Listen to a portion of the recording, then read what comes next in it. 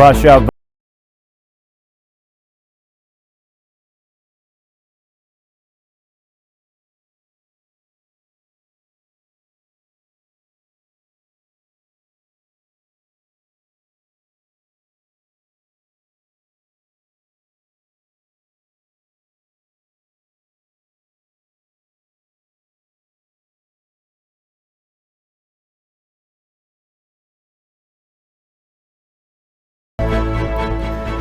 Greetings, ladies and gentlemen, and welcome to Addis News Hour with the news. I'm Shifara Alakao, and thank you for watching us.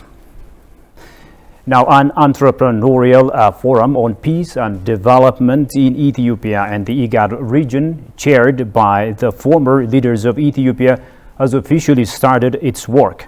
During the occasion, President Sahle-Work Zewde noted that the business community must demonstrate in practice that it is helpful for the sustainable peace and development success of the East African region. The president further mentioned that the forum, which officially started its work, was established at an important time, adding that Ethiopia will stand on its own and will play an important role in peace and stability of the IGAD region and Africa.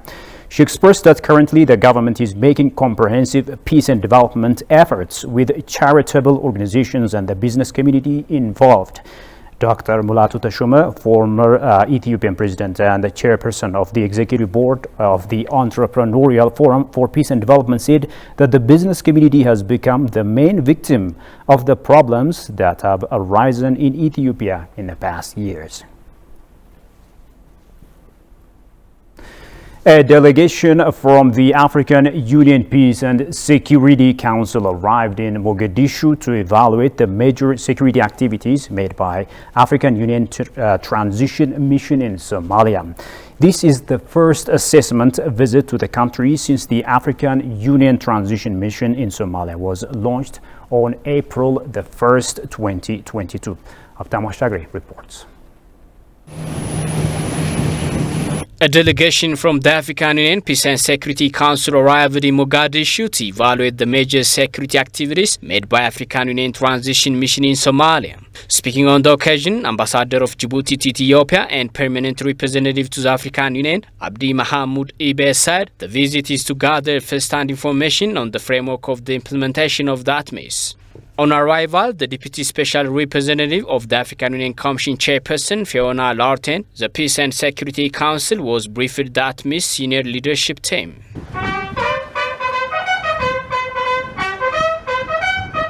The objective of this field mission is to gather or to collect first-hand information in the framework of the implementation of the African Transition Mission in Somalia mandate and the Somalia Transition Plan.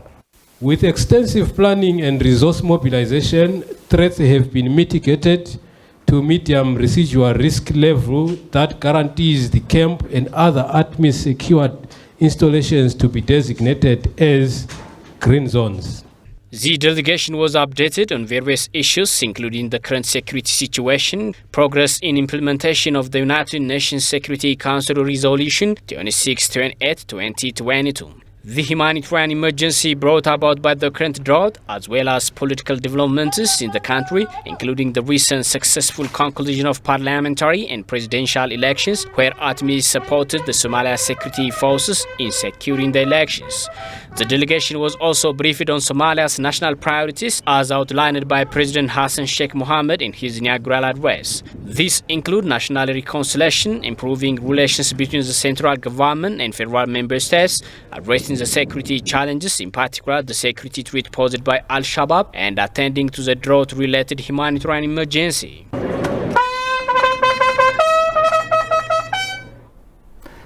Let's now turn our attention to Ethiopia's education sector, and Ethiopia is determined to solve the various issues it is facing in this sector, and coming up with a new curriculum is part of this move. Also, improving education quality and creating autonomous higher institutions are priority areas that this East African nation has given to this sector. So to tell us more on these issues and others, of course, I'm joined by Dr. Samuel Kefli. He's the State Minister for education to stay with us. And Doctor, thank you so much. Thank you for having me.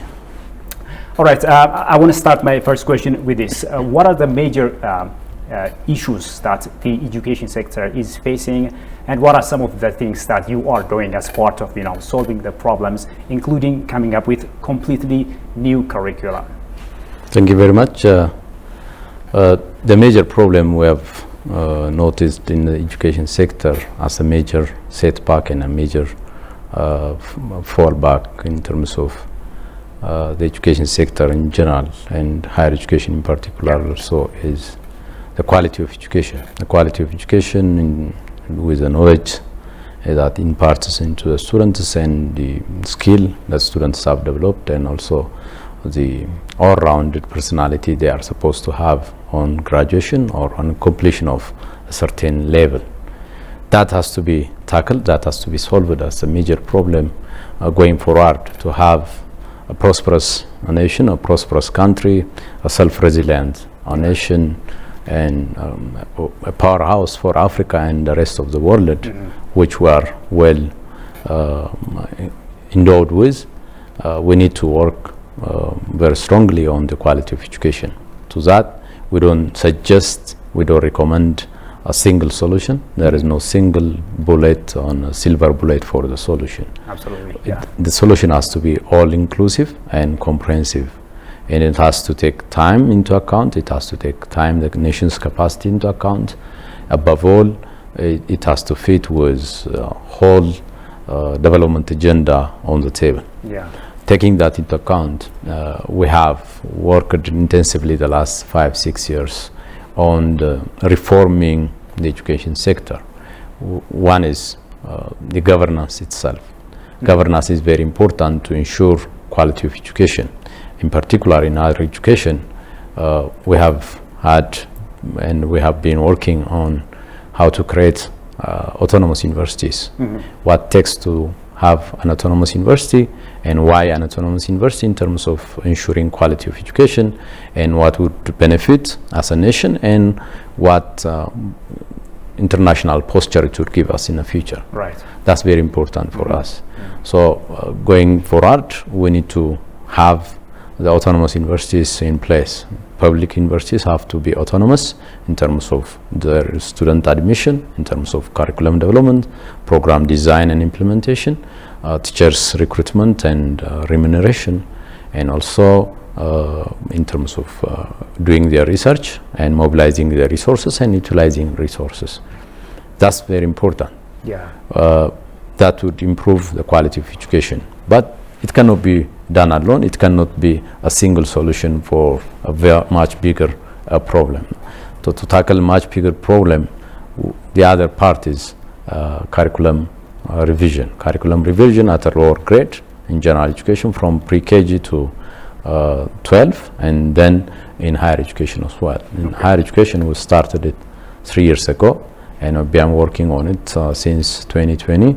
The first graduates would be on 2023, June, July 2023, would see the first graduates of undergraduate program who have been enrolled into the reformed curriculum and revised implementation of higher education. So it's already functional, right? It's a work in progress. Okay. And there are challenges, and we're working on the challenges. We are solving the challenges, and this has taught us that we have to still have miles to go, but it's on the right direction. So talking about this creating autonomous higher institutions, learning institutions, how practical are you or have you been so far in creating autonomous higher educations or universities?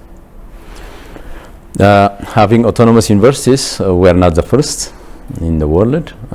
Would be just one of the latecomers, to be honest. Second, it's not our first time that we have autonomous universities in Ethiopia. Addis Ababa University was autonomous at least until 1977. It's in only 1977 that Addis Ababa University was put under the Higher Education Commission, and it has lost all the autonomy it had during the emperor. So we have our own experience, the world experience, but scientifically we know what it takes to have autonomous universities. It takes three things. One is the talent pool, how you recruit your students, how you recruit your staff, and how you select your programs and research focus areas. This is in terms of the talent. Second is abundance of resource. You need to have an abundant resource to ensure quality, to undertake research, to have technology, and to have the state-of-the-art labs and laboratories and workshops in your facilities. The third one is governance. Governance is basically it's a government commitment. Government commitment towards having autonomous universities. This is a government initiative. This is a government reform. Government is committed to have such autonomous universities because it serves the quality of education. It serves to improve what higher education and what education in general can get us in terms of internationalization and diplomacy as a soft power. It's a government commitment. There is a government commitment. There is a conducive governance. There is a chance to increase the resource envelope, and above all, Ethiopia is known for having indigenous talent. We have a much talented people across the nation. All right. Okay. Dr. Samuel, I've also learned that some $2.2 billion is required to rehabilitate the schools, destroyed by different factors or reasons. So, what are some of the new developments in this regard, and what is going on here? Yes, the war that was taking place in our nation, unfortunate, has destroyed several public facilities, including schools. We have lost over 1,000 schools, totally destroyed in Afar and Amhara regional states. These schools have to be rebuilt. But we decided that the Ministry of Education and also government in general has decided that we're not going to have those low-grade schools again. We have to build better. We have to build schools that would really fit with the future of Ethiopia, a prosperous Ethiopia. Schools are in our mind. That has inflated the resource requirement. Right. These schools are not going to be only schools. There will be schools for having practical outputs from the schools. You'll have metalwork, woodwork, agriculture, and community interface areas and facilities where the students not only enjoy the school days, but also the community enjoys the school itself after school hours. This is how we have envisioned the new Ethiopian schools, and this is what we are working on. There is a massive resource requirement. We are very much realistic what we can afford to do as a government, and we are also optimistic what resource mobilization can do. There are Ethiopian diaspora across the globe who are very much ready to contribute towards this initiative and to improve the quality of education, and also to contribute towards a prosperous Ethiopia of the future. Absolutely, Dr. Samuel. Thank you so much for your ideas. Thank you.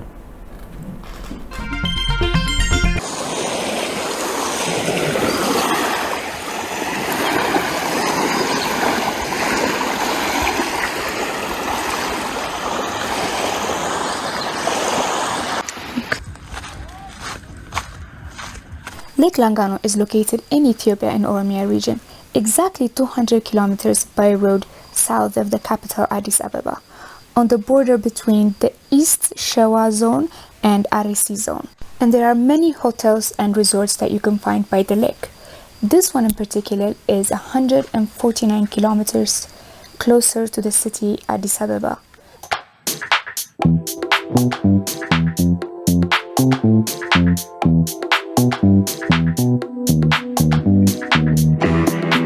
When you come to Langano, I also recommend you to visit Shala and Abiata National Parks.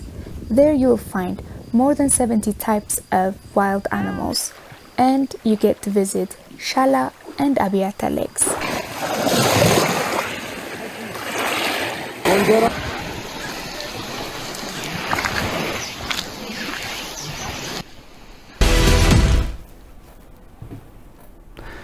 Welcome back. You are still watching Addis News Hour. Now moving on, Ethiopian delegation led by Security Advisor of the Prime Minister, Ambassador Redwan Hussein, held fruitful discussion with the President of South Sudan, Salva Kiir, on bilateral issues of mutual concern. The two sides discussed the way of fighting crimes, enhancing cooperation and exchange of intelligence, according to Ambassador Redwan. Ambassador Redwan tweeted on his account that fighting crimes, enhancing cooperation and exchange of intelligence have been dealt with.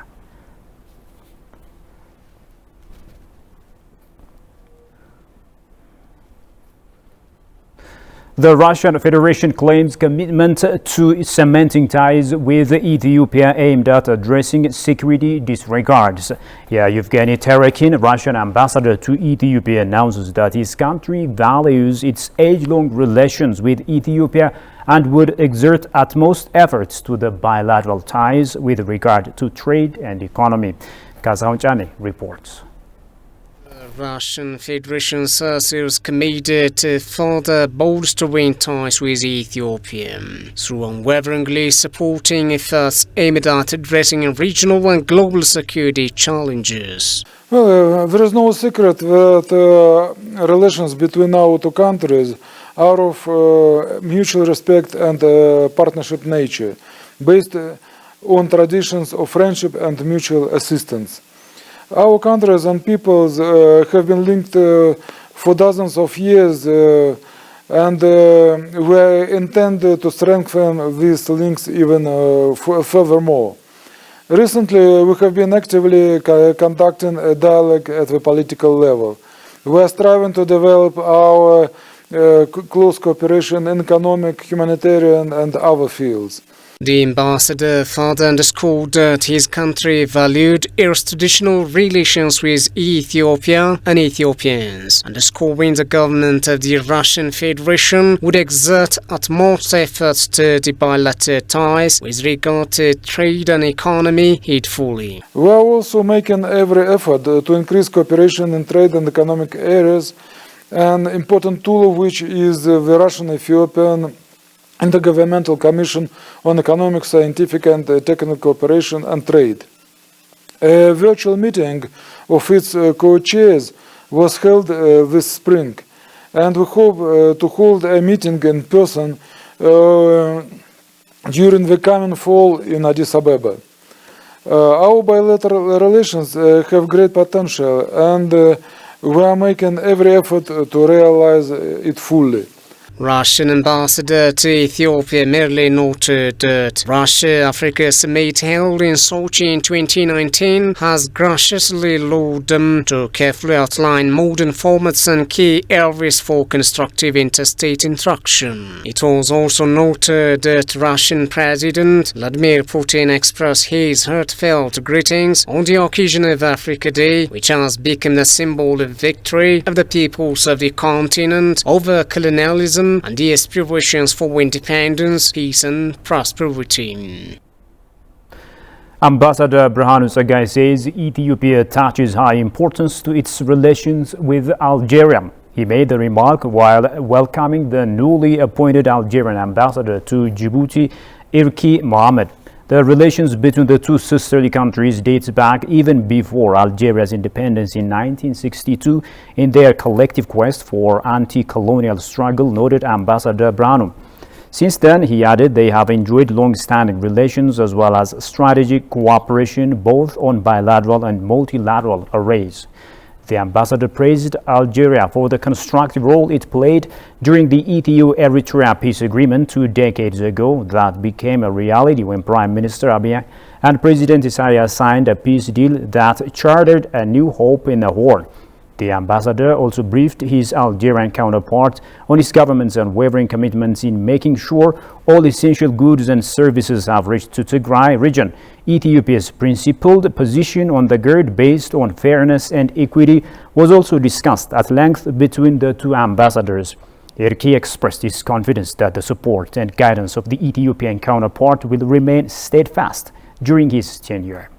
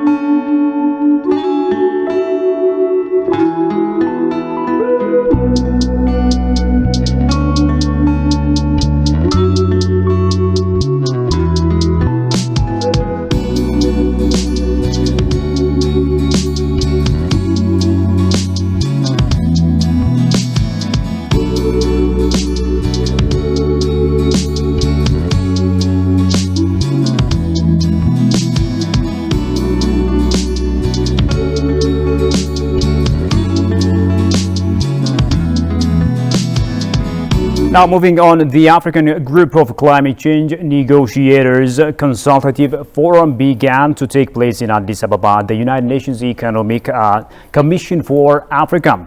Representatives from African countries have to hold discussions on climate initiatives to accelerate climate action and advance the sustainable development goals of the African Union Agenda 2063. Shagari Mata reports. African countries' representatives held discussion to find remedy on climate change crisis that the continent has faced caused by developed countries' greenhouse gas emissions and failure to grant finance to climate vulnerable countries. Speaking on the occasion, Vera Songo, Executive Secretary of the United Nations Economic Commission for Africa, stated that African countries need practical support from developed countries on investment to find remedy to climate change crisis facing the continent from Sharm el-Sheikh COP27 United Nations Climate Change Conference in Egypt. If we put ourselves together in a room as Africans, we can provide our fuel, we can provide our wheat, our cereals, and we can provide our fertilizer. And I think this is the purpose of the conversation that we're having here today. It's the investment. Where do we get those investments? How do we crowd those investments in? Can we make sure that we take this crisis and turn it into an opportunity that allows for Africa to create, if we were able to improve on our investments in gas, improve on our investments in fertilizer, certainly produce the grain that we need on the continent, we will be talking about creating somewhere in the order of 10 million jobs. That's what we're talking about. In Sharm el-Sheikh, we want action, we want delivery, we are looking for investments, and so we hope that this is the beginning of that action process, and in Sharm el-Sheikh we will deliver sustainability and we will deliver resilience, growth, jobs and prosperity for Africa. Minister of Finance Ahmed Shide, for his part, said developed countries should limit greenhouse gas emissions and provide finance to climate vulnerable economies. Ethiopia is home to 120 million people, is one of the world's most vulnerable countries to natural disasters, including exposure to hydrometeorological and geophysical hazards such as recurrent drought and flood, as well as volcano and earthquake, though to a lesser degree. Dependence on sectors that are climate change sensitive, such as rain-fed agriculture, water, tourism, and forestry, as well as high level of poverty, are the main factors that exacerbate the country's vulnerability. Developed countries should fulfill their commitment both in limiting greenhouse gas emissions and the provision of finance to the most vulnerable economies to not only adapt to the impact of climate change, but also transition to low emission growth trajectories. Shide also added that he expects developed countries to reaffirm commitment in addressing climate change crisis through mobilization of quality climate finance to developing countries at COP27 United Nations Climate Change Conference in Egypt. We hope that at COP27 in Egypt, developed countries reaffirm their leadership and commitment in addressing climate crisis, including through mobilization and the provision of quality climate finance to developing countries. We request improved access and grant-based finance for climate change adaptation investment in poor countries and a balanced allocation between mitigation and adaptation. In context where commercial financial returns are not possible or there is debt distress, there is a greater need for grant and concessional financing. Climate finance providers should therefore scale up their public finance offering and the provision of additional support for loss and damage finance. The COP27 United Nations Climate Change Conference will be held on November 7 to 18, 2022 in Sharm el-Sheikh, Egypt. Now let's move to continental news, and the spokesperson for the UN Secretary General confirmed on Monday that Antonio Guterres spoke with DRC President Felix Tshisekedi to apologize and offer condolences a day after UN peacekeepers returning to duty killed 3 people and wounded more than a dozen others at the border with Uganda. Kazan Chane has more on that from Africa News.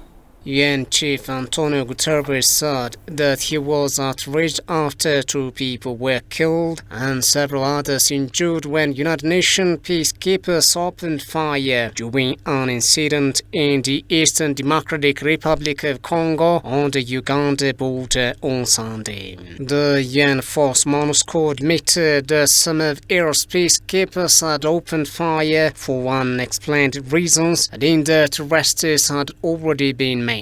Secretary General conveyed his condolences and also apologized for yesterday's incident, which involved UN peacekeepers and took place in Kasindi on the border of the DRC and Uganda. The Secretary General said that the United Nations is totally committed to peace and to coordinating with Congolese armed forces and working with the FARDC to solve the situation and bring about stability in the eastern DRC. He also stressed in the strongest terms the need to establish accountability for those events and welcomed the decision by the special representative his special representative in the DRC, Bintou Keita, to detain the mission personnel involved in the incident and to immediately open an investigation. The Congolese government said it launched an investigation with MONUSCO to establish who was responsible, why the shooting took place, and would ensure severe penalties are given. There are more than 122 militias operating in the Democratic Republic of Congo's Troubled East. The United Nations first deployed an observer mission to the region in 1999. In 2010, it became the peacekeeping mission MONUSCO. Well, dear viewers, you have been watching Addis News Hour, and now a quick recap of the top stories. Russia vows to value the traditionally harmonious relations with Ethiopia.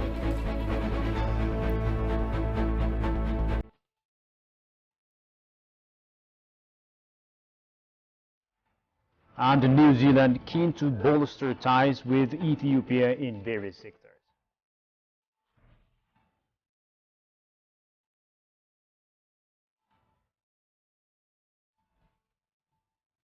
Well, that's all the news there is for now. Thank you for watching us.